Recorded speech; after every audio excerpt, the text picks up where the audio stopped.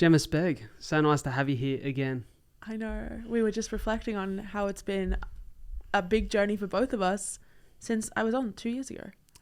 Yeah, I feel like so much of life has happened in that period of time, and it's exciting because you got a new book coming out. Mm-hmm. It will probably be out around about the time that this goes live, which would be great timing for the people who are listening or watching. It's called Person in Progress. Mm-hmm. It is very aligned with what you've done so well in the podcast space with the psychology of your 20s. And, you know, for the people listening who maybe likely know you, but for those who don't, you have psychology background and mental health background. Mm-hmm.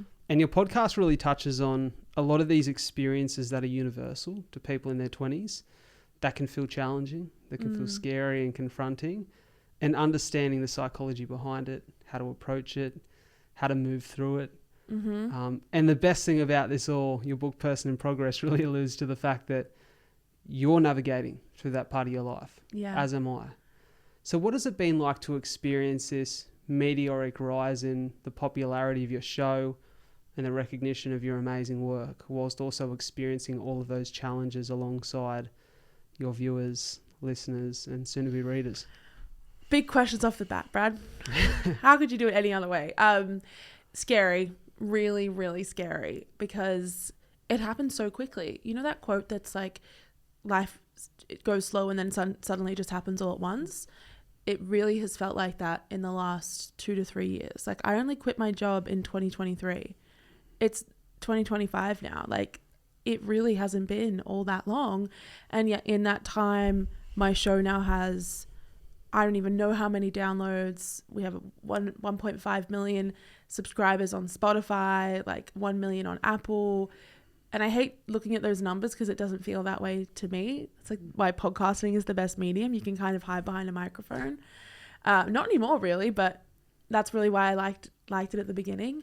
So many things have happened, and yet I think I just always come back to what am I doing well? What is the thing that really got me here, which is my ability to say, these are the things we're going through in our 20s. They're hard. They're difficult. These are the things we're going through as humans. Here is the research that's going to make you feel a little bit more comfortable in this experience. Here is the research that is going to allow you to say, oh, I can't get over this person and it feels like I'm addicted to them. Here's the science behind that. Like, oh, I'm really struggling with my family. I don't know how to find my calling. Here is like a psychological guidebook or a guideline to doing that. I will say I am still in my 20s. There's definitely been times when I felt like any experience I've had to document for other people. So anytime I've like had my heart broken, or anytime something good or bad has happened, you know, I have my emotional reaction, and then I think, oh, okay, I need to share what I'm finding out because other people might be going through this. And I think it's the risk that you take for making your work so authentic is you end up having to commercialize probably more of your life than you would like, but it's worth it for me in the end. Has that come with resistance? From my family and my friends, or from the listeners? From you personally? Oh, definitely. Like, I did a really vulnerable episode last year about like my mental health, and I remember like sitting there and being like, do I post this? Do I not post this? Do I do it? And then I just thought, I run a psychology podcast. If I'm not going to talk about it, who is going to talk about it? No one. Like, that's how I think. Because I heard you speaking about this. So last year you were saying, whilst probably from an objective perspective, the most successful year of your life, but personally one of the most challenging, at least in recent times. Can you talk about that a little bit? Yeah, it's like, it was really, really rough. I essentially had a mental breakdown. Like, I had been pushing my mental health aside, and everything around me was like going amazing, and it looked amazing. And I have a beautiful, beautiful partner. I was making money, like how amazing, like for the first time, like this really amazing money. And I was like, wow, like I can buy whatever, like not whatever I want, but like I can like shout my family, and like I have access to things that I didn't previously have. And my career was doing really well. And then suddenly it was like something just snapped.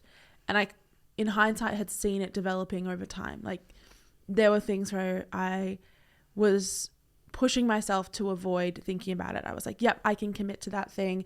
I can travel to that place. I can do a million things a week, so I don't have to think about the fact that I'm really not coping with whatever it is and whatever was bothering me. And then it kind of just all came to this like fizzling point where I was just like, one day, I was just sitting at the dinner table and was just like, oh, I'm just really unhappy. Like, I'm so unhappy. And it was just like a big, like, it almost felt like suddenly like a bucket of snow was just like dumped over my body. And I was just like, I like took this deep breath and I was just like, oh my God. And then I just like started crying, and I didn't stop crying for like 3 weeks, and I couldn't do anything. And it was just, my mum came in and like to look after me, and like Tom had to take time off work because I was just like paralyzed by all these like such dark thoughts and all this stress and like turmoil that I had been neglecting because I wanted to give the impression that like it was all going well. It's such an interesting point you make, because I've heard a lot of people speak about this in early success, especially not just early success in your field, but early success in the scheme of your life. Mm-hmm. When it starts to happen, and maybe a little bit of imposter syndrome creeps in. I'll ask you about that in a moment, because I don't want to assume for you. And you start to see how good it is and you like the direction it's headed in. Sometimes there's this anxiety or fear that if I don't capitalize on the opportunity right now and max myself out, it's going to run dry and I will have wished I'd taken those opportunities. Does that resonate? Oh my gosh, yes. And you know what? You actually said something to me maybe like 6 months ago where you were like, oh, you know, the balance. And I don't know if you remember saying this to me, but you were like balancing ambition and appreciation. Do you remember speaking about it a moment ago? No way. Yeah. I remember you saying that, you messaged me that, and I was like, whoa. It's like, that is exactly what it is. This tension between, I need to feel grateful for what I have, and it's okay to just like slow down and appreciate the moment that I'm in. And also, well, if I don't work harder and harder and harder, how am I going to prove to people that I deserve this? How am I going to prove it to myself? And at the end of the day, I really had to sit down and just be like, would you be making this if no one was paying attention?